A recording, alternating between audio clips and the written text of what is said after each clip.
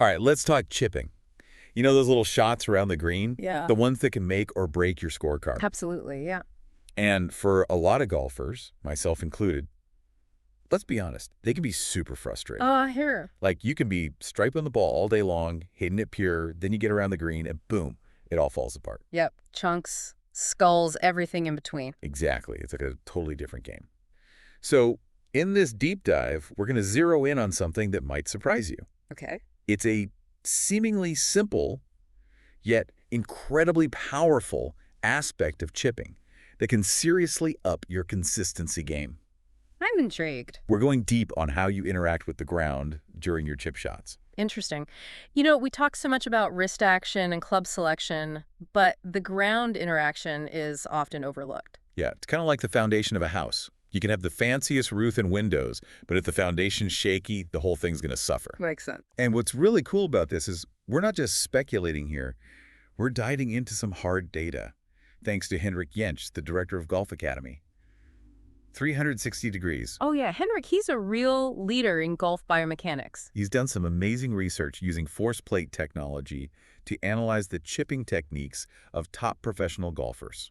Force plates, that's some high-tech stuff. What exactly are they measuring? Well, they basically capture all the tiny forces and weight shifts that happen during the swing. It's like having a microscopic view of how the pros use the ground to generate those crisp, consistent chips.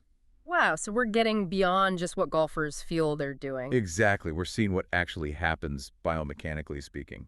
That's powerful stuff because often what we think we're doing and what's really happening are two different things. So true, especially in golf. Yeah, the mind can play tricks on you. All right, so our mission today is to distill Henrik's findings, break down the key principles of ground interaction in elite chipping, and most importantly, give you some actionable takeaways. Let's get to it.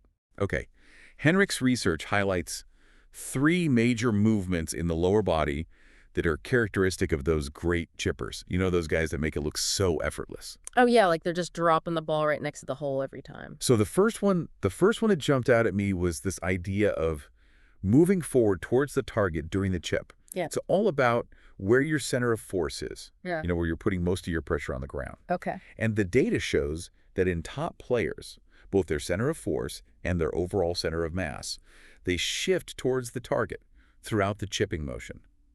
It's like a subtle but significant push in the direction they want the ball to go. So it's not just about keeping your weight still, it's about shifting it in a specific way. Right, and they're actually measuring this with a metric called center mass trail to lead. Center mass trail to lead, okay. And for pros, it shows a positive trend, meaning that forward movement is happening.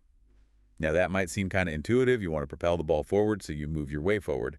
But the next movement, the next one's really where things get interesting. Okay, lay it on me. The second key, and this one might seem a little counterintuitive, is moving away from the golf ball towards the heel.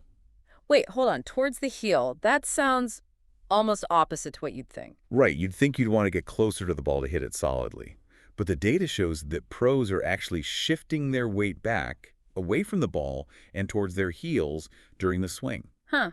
I guess it's not about getting closer to the ball, but more about creating the right leverage and swing path. Exactly. And they're tracking this with a measurement called center of mass heel to toe. Okay, yeah, that makes sense. And in professionals, you see this shift from positive to negative values during their swing, which means that backward movement towards the heel. So think about it. They're shifting their weight forward towards the target, but also back within their stance towards their heels. So it's like a diagonal push. You got it. A coordinated push. And this brings us to the third key movement.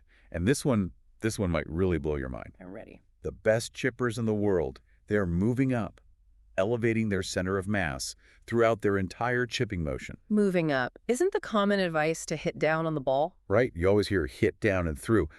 But the data, it tells a completely different story. So are you saying that the pros are defying gravity? In a way, yeah. Look at the Coombe data. That's center of mass up and down. Okay. It consistently increases for pros from the start to the finish of their chip. Basically, they're getting taller during the swing. Henrik's research actually shows the pro, in his data, never, not even for a second, goes down during the chip. That's fascinating. So it's not about forcing the club down, but almost creating space for the club to swing through naturally. Exactly. Now, let's rewind and recap those 3 key movements, just so we're all on the same page. Okay. Number 1, move forward towards the target. Number 2, move away from the ball back towards the heel. And number 3, move up. Elevate your center of mass throughout the entire motion. Got it. Those are some pretty key distinctions. Now let's flip the script. Let's talk about what the average amateur golfer does and how that compares to what the pros are doing. Yeah, I'm curious to see the contrast. Well, prepare to be surprised Mm-hmm. because the data reveals almost opposite movements in some areas. For starters, instead of moving up, amateurs tend to move downwards, both during the backswing and the downswing. It's like they're trying to get lower to the ground, almost like they're going to squat. And that's reflected in the negative trend in their Coombe measurement, right? Exactly. So while the pro is subtly getting taller, the amateur's doing the opposite, sinking down. Which makes sense, I think, intuitively. You feel like you have to get under the ball to lift it up. Yeah, that's the old school thinking. But we're seeing that it might not be the most effective way. And this downward motion, it really creates a lot of issues with consistent contact. Okay, yeah. I can see how that would lead to chunky shots or hitting the ground before the ball. Yep, exactly. Now, here's another big difference. Remember how pros shift their weight back towards their heels? Right, that diagonal push we talked about. Well, amateurs, they tend to do the opposite. They move their weight towards their toes during the downswing. They're getting closer to the ball as they're also moving downwards. Oh no, that's a recipe for disaster, right? Pretty much. You can picture all those thin-bladed shots, those unpredictable skips across the green. Not a good look. Now, what about moving forward towards the target? Do amateurs get that part right? I'm curious about that. Well, they often do move forward. Their center mass trail to lead data shows that. But here's the key. It's the context. Context is everything in golf. For pros, that forward movement is perfectly in sync with the upward and backward shifts. But for amateurs, it's a completely different story. That forward movement combined with moving down and towards the toes. Yeah, that's going to create problems. It creates all sorts of issues. A lot of times it leads to an over-the-top swing or a really steep angle of attack. So it's not just about the individual movements, but how they all work together. Exactly. It's like a choreographed dance.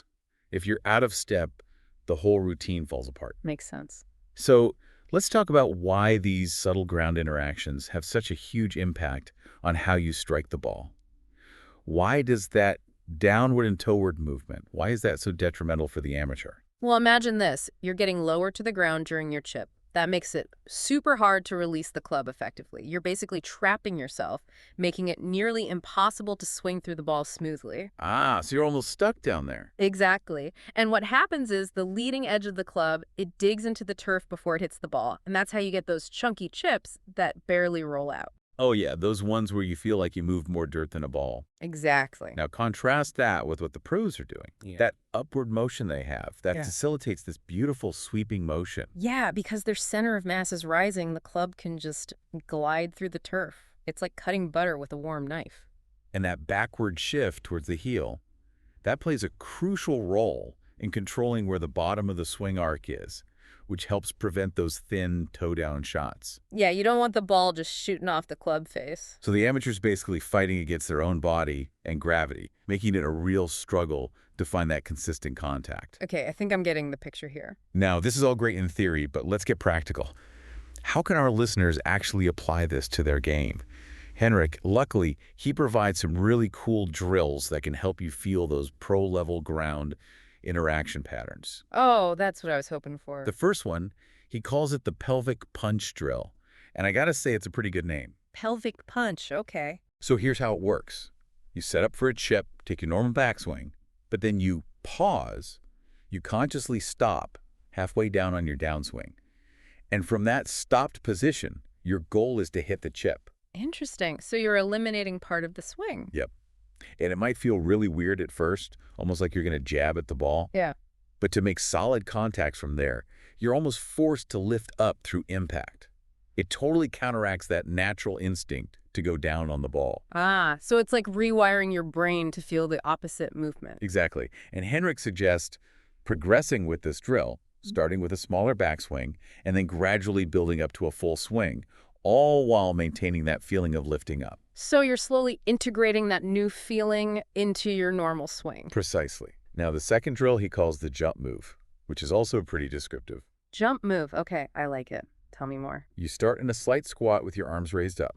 From there, you do this little jump upwards while bringing your arms down like you're swinging towards the ball. All right, I'm visualizing it. What's important is to really pay attention to what your body's doing during that jump move. Okay, so you're squatted, arms up, then you jump and bring your arms down. What happens next? Well, as your arms come down, your legs extend to push you up, and you'll probably feel your weight shift subtly back. So it's that upward and backward motion we were talking about. That's it.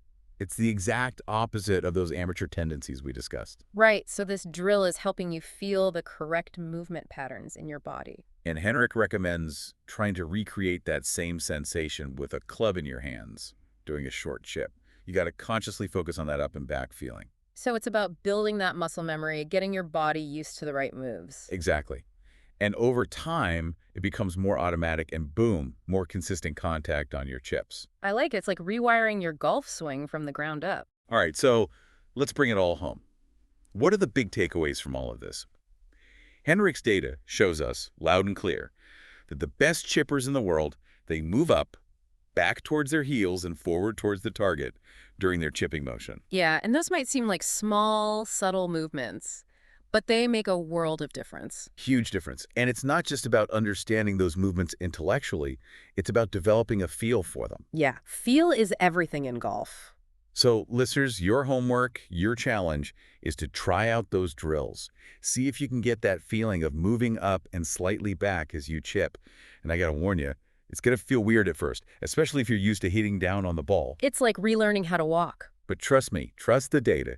The best players in the world, they're doing something different, and it's working for them. It's like a little secret weapon they have. Now, here's a thought to leave you with.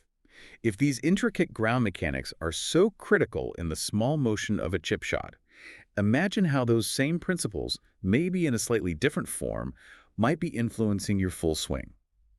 Could there be subtle movements you're making unconsciously that are holding back your power and consistency? That's a great question. It's definitely worth exploring. It's like a whole new rabbit hole to dive into. So, listeners, go out there, experiment with your chipping, feel those new movements, and who knows, you might unlock a whole new level of consistency in your game. And maybe even in your full swing, too. You never know. Until next time, happy chipping. And remember, move up, back, and through.